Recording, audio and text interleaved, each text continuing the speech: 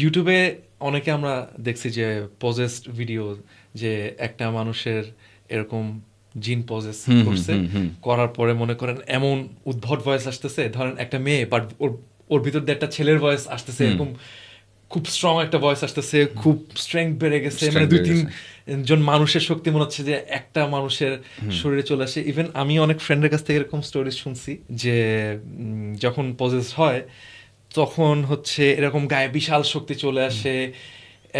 বিভিন্ন রকমের কথাবার্তা বলতে থাকে, ওদেরকে টেনে হেঁচড়ে কোনো রকম ভাবে নড়ানো যায় না, এরকম এরকম অবস্থা হয়। এইসব কেসেসে আসলে কি হয়,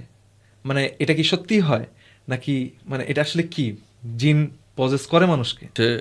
মোস্ট অফ দ্য কেসেস মানুষ মেন্টাল সিকনেসের কারণে ভাবে যে আসলে জিন পজেস হয়েছে, আসলে কিন্তু মানে এটা হতে পারে, এটা অস্বাভাবিক কিছু না, যা উদাহরণ বলা হয়েছে এগুলো অস্বাভাবিক কিছুই না, it is very possible 100%, but usually দেখা যায় স্ট্যাটিস্টিক্যালি যে in most of the cases পুরার ব্যাপারটাই মানসিক ছিল, সাইকোলজিক্যাল। এটা আসলে হ্যাঁ, এটা একটা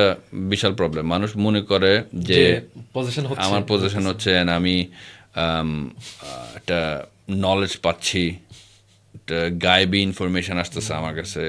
অনেকগুলো ব্যাপার জিন রিলেটেড, জিন আমাকে ইনফরমেশন এনে দিচ্ছে, এরকম অনেক গায়েবী, অনেক লজিক উইল নট স্ট্যান্ড, এই ধরনের ব্যাপারগুলা উইল মেক নো সেন্স,